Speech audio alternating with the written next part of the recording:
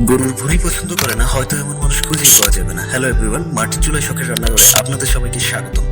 আজকে আপু যে রেসিপিটা আপনাদের সামনে নিয়ে এসেছে সেটা হচ্ছে গরুর ভুঁড়ি। আমি জানি না আপনাদের কাছে গরুর ভুঁড়ি কেমন লাগে, কিন্তু আমার কাছে গরুর ভুঁড়ি অনেক বেশি ভালো লাগে। তো দেখতে থাকেন, আশা করি ভালো লাগবে। দেখতেই পাচ্ছেন বেশ কিছু ভুঁড়ি আনা হয়েছে বাজার থেকে। একটা হচ্ছে মোটা ভুঁড়ি আর একটা হচ্ছে লতা ভুঁড়ি, আর তার সাথে আছে টাটকা গরুর মাংস।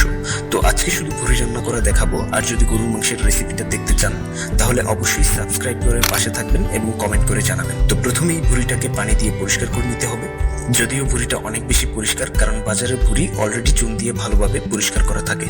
তো ধুয়ে নেওয়ার পর ভুঁড়িগুলোকে হলুদ মিক্স করে কিছুক্ষণ রেখে দিতে হবে।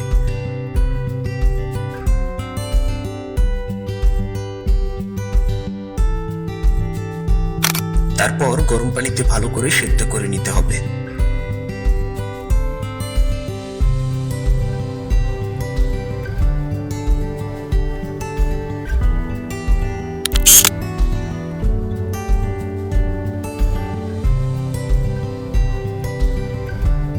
সেদ্ধ হয়ে যাওয়ার পর ভুঁড়ি থেকে অতিরিক্ত অপ্রয়োজনীয় চর্বিগুলোকে বাদ দিয়ে টুকরো টুকরো করে কেটে নিতে হবে।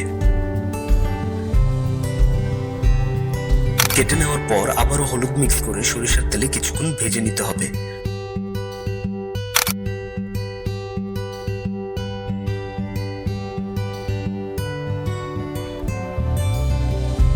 ব্যাস হয়ে গেল। এবার পরিপূর্ণভাবে রান্না করার পালা।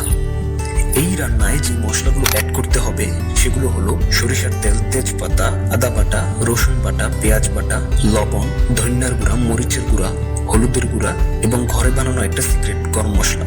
আমি ধাপে ধাপে এই মশলাগুলো দিয়ে দিচ্ছি, আপনারা দেখতে থাকেন।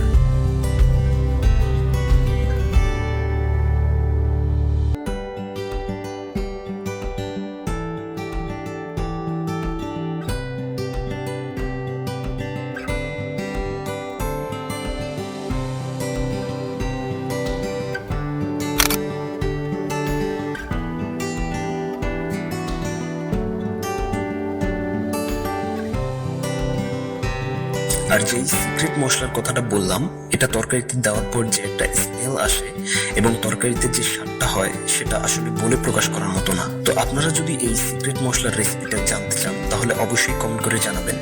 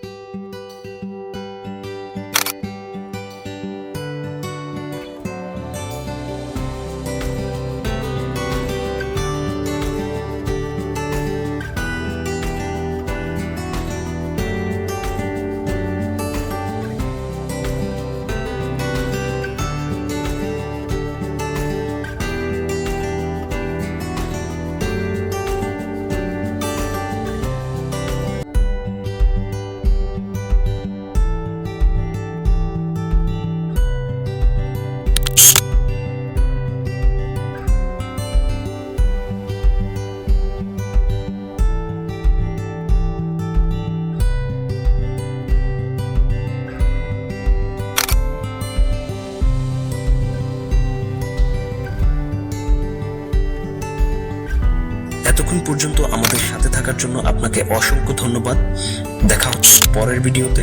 ততদিন পর্যন্ত সুস্থ থাকুন, ভালো থাকুন, এই কামনা করে শেষ করছি। খোদা হাফেজ।